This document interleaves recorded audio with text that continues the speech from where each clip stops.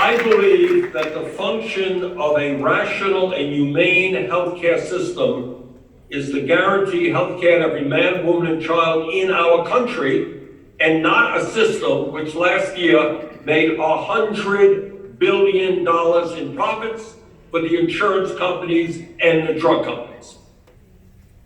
So what we are going to do is take on the greed and corruption of the pharmaceutical industry and the insurance companies. We are going to expand Medicare, which is now a very strong program, but could be made stronger. And we're going to make it stronger by including dental care, by including hearing aids, by including eyeglasses, and also making home health care as part of Medicare for all. We're talking about comprehensive health care reform.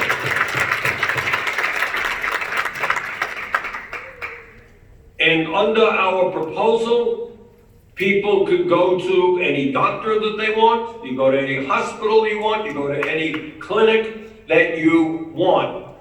But what we are going to do, which is what virtually every other major country on earth does, is we are going to eliminate all premiums, we're going to eliminate all co-payments, we're going to eliminate deductibles, we're going to eliminate out-of-pocket expenses. And because we're going to take on the greed and corruption of the pharmaceutical industry and lower prescription drug prices in this country very, very significantly, nobody in America under Medicare for all will have to pay more than $200 a year for the medicine that they need. And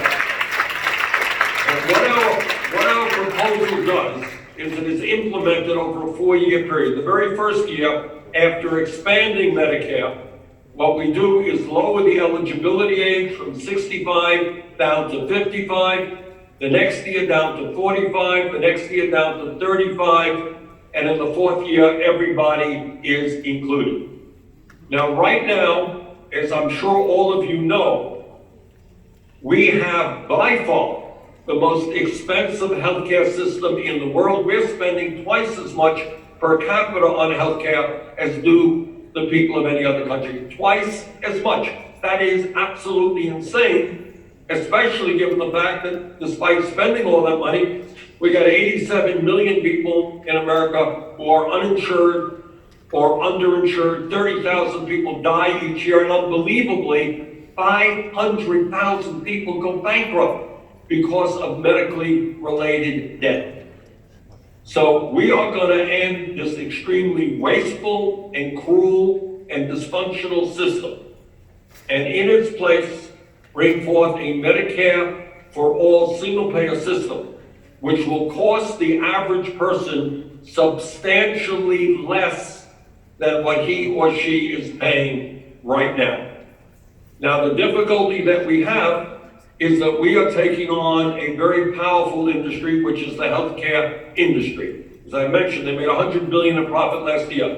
They're going to spend all kinds of money in order to protect their profits. But I think right now, as I go around the country in the year 2020, people understand that this system is not working for ordinary Americans, not working for working class people, and that we need to move toward a Medicare for all single payer program. And in my first week in office, that is exactly the legislation that I will offer.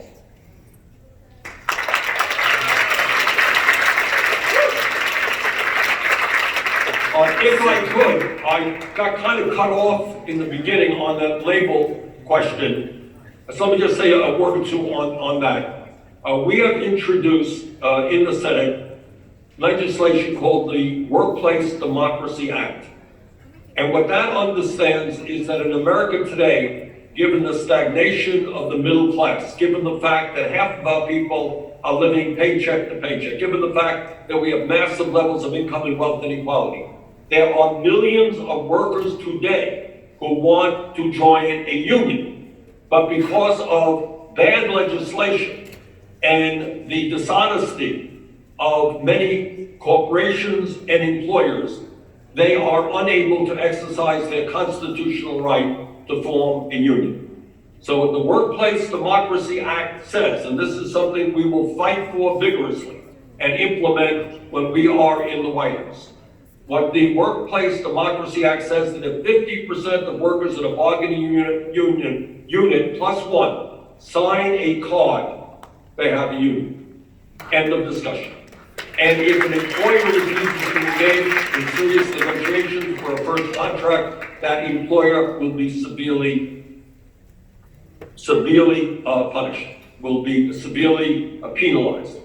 And furthermore, what our legislation does is repeal Section 14B of the Taft-Hartley Act, which allows for so-called right-to-work legislation in states around this country. We believe that if that legislation is passed within a 4-year period, the number of workers in unions in America will actually double.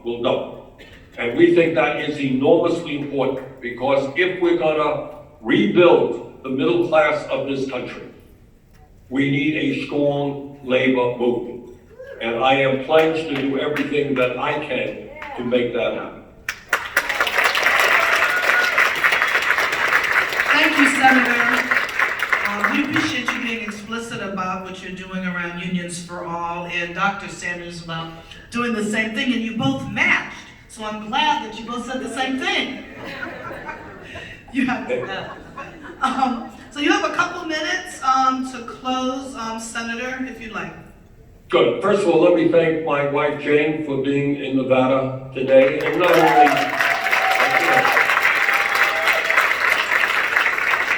not only for being in Nevada today, but Jane has been in my side we've been married for 31 years, and she's worked with me for longer than that. So thank you, Jane. And let me just say this to our brothers and sisters in Nevada. All of you know we are in an unprecedented moment in American history. We have a president who is a pathological liar, who is running a corrupt administration. A president, and it gives me no pleasure to say this, but it's true. A president who is a racist, a sexist, a homophobe, a xenophobe, and a religious bigot. So our job in the coming months is not only to defeat Donald Trump, the most dangerous president in modern American history. We've got to do that, and I think our campaign, to be honest with you, is the strongest campaign to be able to do that. But we have to do even more than that. We have to tackle exactly the questions that you asked me this afternoon. We have to tackle the existential crisis of climate change, or the planet that we're leaving our kids and grandchildren will not be a habitable or healthy planet. We have got to make sure that workers can engage in collective bargaining so they can earn decent wages and decent benefits, and not try to have to survive on 11 or 12 bucks an hour or less. We have got to do what every other major country on earth does and guarantee health care to all people as a human right, not a privilege. We have to end a corrupt political system in which billionaires are able to buy elections. We have to deal with the massive levels of income and wealth inequality in America, where 3 people now own more wealth than the bottom half of American society. We got to end the racist and broken criminal justice system. We have to end the broken immigration system and move towards citizenship, a path towards citizenship for the 11 million who are undocumented.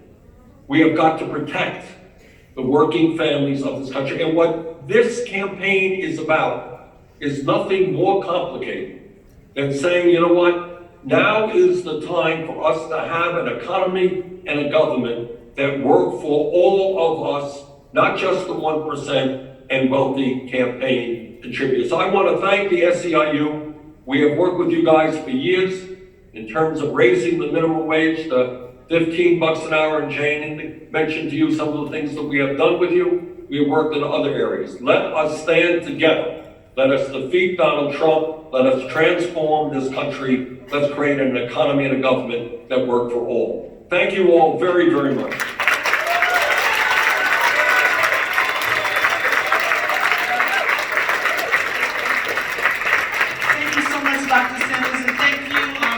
Dr. Sanders for being with us. You all ready?